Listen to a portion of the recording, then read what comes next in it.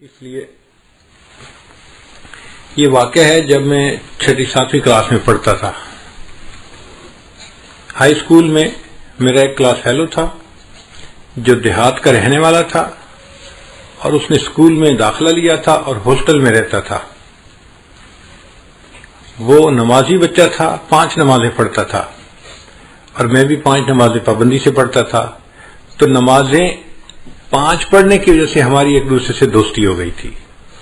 چنانچہ ہم کلاس میں ڈیسک پہ بھی ایک دوسرے کے ساتھ بیٹھتے تھے اور اللہ کی شان کے کلاس میں فرسٹ آتا تھا، وہ سیکنڈ آتا تھا.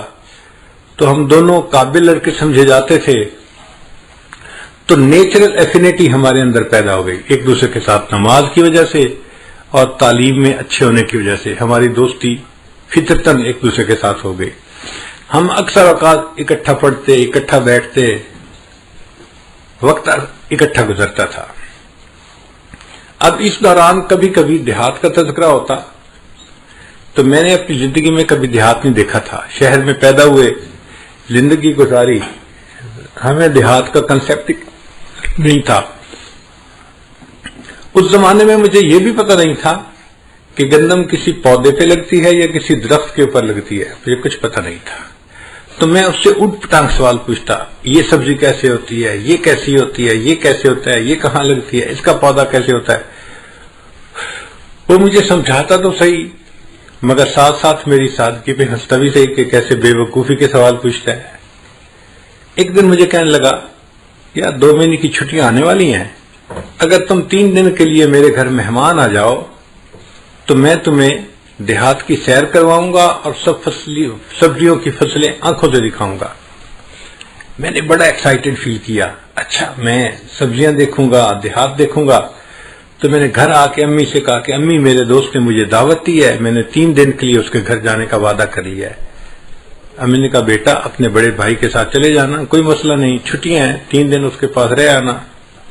تو میں اپنے بڑے بھائی کے ساتھ، چونکہ میں تو چھوٹا تھا تو بڑے بھائی کے ساتھ ان کے ہاں چلا گیا. رات ہم نے گزاری. اگلے دن فجر کی نماز پڑھی تو فجر کے بعد بہت ٹھنڈی فضا تھی. دیہاتوں میں گرمیوں کے موسم میں فجر کا وقت بڑا سہانا ہوتا ہے. صاف ستھری ڈسٹ فری ہوا ہوتی ہے اور سبزیاں لہلہاتی ہوئی ہوتی ہیں اور انسان حیران ہوتا ہے دیکھ کے ان کو. نیچرل حسن بندے کو نظر آتا ہے. میرا دوست مجھے کہنے لگا آؤ میں آپ کو سبزیوں کی سیر کرواؤں. میں نے کہا ٹھیک ہے. اب وہ مجھے لے کے چلا. یہ کھیت، اس میں دیکھو مولی لگی ہوئی ہے اور اس میں گاجر لگی ہوئی ہے اور اس میں شلجم لگے ہوئے ہیں اور اس میں گوبھی لگی ہوئی ہے. اس طرح وہ مجھے سبزیوں کا تعارف بھی کروا رہا تھا اور فصلیں بھی دکھا رہا تھا. اور میرے لیے تو ہر چیز ایک نئی چیز تھی. میں دیکھتا جا رہا تھا. اللہ کی شان دیکھیں کہ ہم کچھ دور آگے چلے تو زمین کا 1 ایکڑ، ایک ٹکڑا بڑا وہ خالی پڑا ہوا تھا اور ایک بندہ اس میں ہل چلا رہا تھا. میں نے جب وہ خالی زمین کو دیکھا نا تو اس زمین میں تھوڑے تھوڑے فاصلے پہ گوبر کے ڈھیر لگے ہوئے تھے. یہ گائے بھینس کا جو گوبر ہوتا ہے نا، جس کو اینیمل مینیور کہتے ہیں، یہ وہاں پڑا ہوا تھا. مجھے میرے والدین نے یہ بتایا تھا کہ بیٹا تم نماز تو شروع کر چکے ہو، اب جانوروں کے پیشاب پخانے سے بچنا، وہ ناپاک ہوتا ہے اور جانوروں کی عادت ہوتی ہے قریب سے کوئی گزرے نا تو وہ دم ہلاتے ہیں اور ان کے چھینٹے دور تک جاتے ہیں.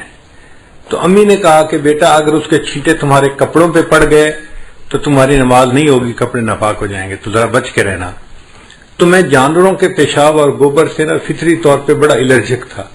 چھوٹا بچہ تھا. اب میں نے وہ گوبر جب وہاں کھیت میں پڑے ہوئے دیکھا تو میری عجیب سی طبیعت ہوئی. میں نے اس سے کہا کہ اس زمین میں سبزیاں لگیں گی؟ اس نے کہا. میں نے کہا سبزیاں تو انسان کھاتے ہیں. اس نے کہا. میں نے کہا پھر یہ تو پاک سبزیاں ہونی چاہیے جو ہم کھائیں، تو یہ تو نجاست ہے، یہ تو گند ہے، یہ تو ناپاک ہے، اور یہ اس زمین میں کیوں پڑی ہوئی ہے؟ اس ناپاک چیز کو کیوں ملائیں گے اس مٹی میں جس مٹی میں سبزی اگنی ہے؟ اس نے کہا یار تمہاری باتوں کا جواب میں نہیں دے سکتا، یہ جو ہل چلا رہا ہے نا بوڑھا، اس سے جا کے پوچھو. میں چھوٹا سا بچہ تھا، بھول تھا. میں اس انکل کے پاس چلا گیا. میں نے جا کے کہا کہ انکل یہ زمین آپ کی ہے؟ اس نے کہا. میں نے کہا اس زمین میں آپ نے سبزیاں لگانی ہیں؟ اس نے کہا میں نے سبزی لگانی ہے. میں نے کہا اگر آپ نے اس زمین میں سبزی لگانی ہے تو یہ جانوروں کا گوبر اس مٹی پہ کیوں آپ نے رکھا ہوا ہے؟ یہ تو ناپاک ہوتا ہے، یہ تو نجس ہوتا ہے، یہ تو بدبودار ہوتا ہے، یہ تو نفرت کے قابل ہوتا ہے، اور جو سبزی ہم کھائیں گے اس کے ساتھ یہ گوبر ملے گا تو ہم کیسے وہ سبزی کھا سکیں گے؟ اس نے کہا بچے تمہاری نظر میں یہ گوبر ہے، میری نظر میں یہ فرٹیلائزر ہے، میں اسے زمین میں ملاؤں گا اور سبزی لگاؤں گا تو سبزی کے سائز بہتر ہو جائے گا، کوالٹی بہتر ہو جائے گی، اس فرٹیلائزر سے سبزی کو فائدہ ہو جائے گا اور میرا پروفٹ بڑھ جائے گا، اس لیے میں نے یہ گوبر رکھا ہے زمین میں ملانے کے لیے۔ اب اس زمانے میں چھوٹا تھا تو مجھے بات پوری سمجھ میں نہیں آئی، میں نے اس کے آئیڈیا کو بائی نہیں کیا، میں نے کہا نہیں آپ غلط کر رہے ہیں، آپ کو ایسا نہیں کرنا چاہیے اور یہ سارا گوبر یہاں سے اٹھا دینا چاہیے اور اس کو مٹی میں نہیں ملانا چاہیے۔ اس وقت میں یہ کہہ کے آ گیا۔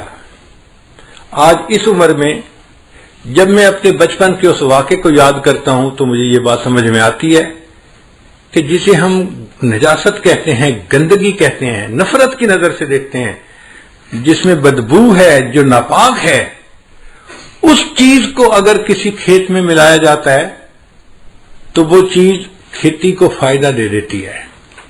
ہم انسان ہو کر اگر ساتھ والے بندے کو فائدہ نہیں دیتے تو کہیں قیامت کے دن اللہ کی نظر میں ہم گندگی اور گوبر سے زیادہ گزرے تو نہیں بن جائیں گے۔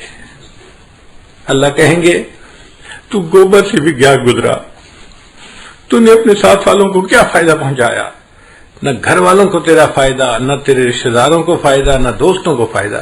تو بدخواہ آدمی تھا، ہر وقت برا سوچتا تھا، ہر وقت دوسروں کی غیبت کرتا تھا، ہر وقت دوسروں پہ بہتان تراشیاں کرتا تھا، ہر وقت دوسروں کے بارے میں نیگیٹو کمنٹس دیتا تھا، عزتیں اچھالتا تھا۔